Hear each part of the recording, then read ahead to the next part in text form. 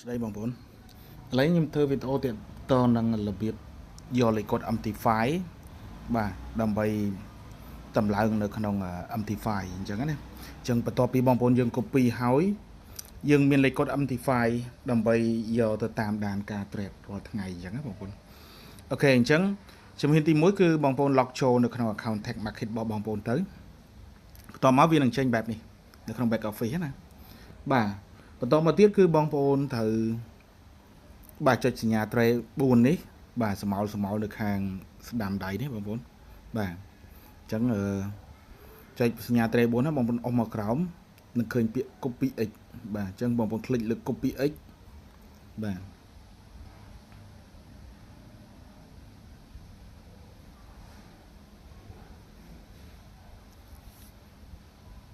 ចឹងបន្ទាប់ពីបងប្អូនคลิกលើ copy x ហើយបាទវានឹងចេញមកបែបនេះ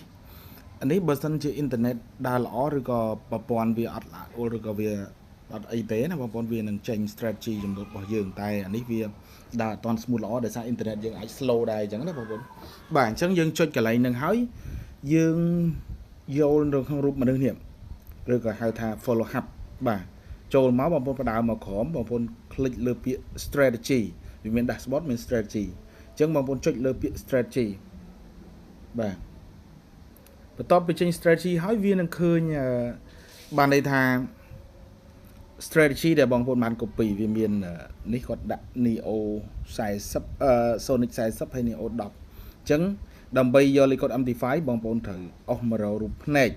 បាទនេះភ្នែករូបភ្នែកនេះបាទហើយខាងក្រោមក៏រូបភ្នែកដែរបាទឧបមាថាបងប្អូនចង់យក account Sonic អញ្ចឹងคลิกលើរូបភ្នែកមក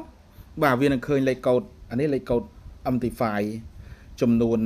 7ខ្ទង់បាទហើយចំណែកនេះគឺ master password ឬ investor password អញ្ចឹងបងប្អូនយកលេខកូដទាំងអស់ហ្នឹង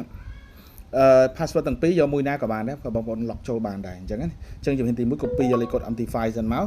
តមកបងប្អូនទៅរកបាទ platform MT5 ដែលបងប្អូនបាន download ហើយ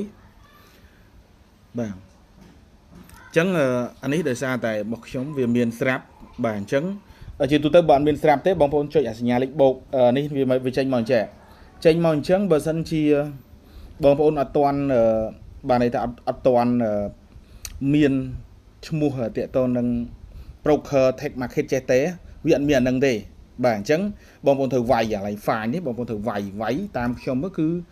អក្សរ T ធំចុច1 M ធំចុច1រួចឲ្យដក clear វាយអក្សរ F វាយតែប៉ុណ្្នឹងមកវាចេញឲ្យអញ្ចឹងតែម្ដងបងប្អូនណាបាទតែដោយសារតែ account ខ្ញុំវាមានស្រាប់ប្រហែលជាអត់ពិបាកយើង select យកលើវាតែម្ដងក៏បានដែរបងប្អូនបាទអញ្ចឹងយើង select លើវាពឹបមក select ពឹបមកនេះអាឡៃ login នេះគឺ pass លេខកូដ MT5 ដែលយើង copy មកមិញអានេះលេខកូដ MT5 បន្ទាប់មកបងប្អូន back ទៅរក password ទាំងពីរនោះមាន master ហើយ investor អញ្ចឹងទាំងពីរ copy មួយណាក៏បានដែរបាទស្រេចបងប្អូនទេបាទអញ្ចឹងបន្ទាប់មកយើងដាក់ password pass កន្លែងនេះមកបន្ទាប់មកយក login បាទយក login កន្លែងនេះចង់ save មិន save រឿងរបស់បងប្អូនអានេះខ្ញុំមិនបាច់ save ទេដោយសារមិនមែន account របស់ខ្ញុំទេខ្ញុំគ្រាន់តែទីហោបាទនេះនឹងឃើញតែម្ដងនេះគឺឈ្មោះ account របស់យើងនឹងមកហើយបន្ទាប់មកបងប្អូនចូលមើល trade គឺចុចតែកន្លែង trade នេះមកហើយបន្ទាប់មកបើមានរបាយការណ៍ចំណេញបងប្អូនចុច history នេះមកអញ្ចឹងតាមដានការ trade របស់ Neo Sonic គឺមានតែប៉ុណ្្នឹងទេបងប្អូនហើយរបៀបយកលេខកូដ MT5 ឥឡូវនេះខ្ញុំយកបាន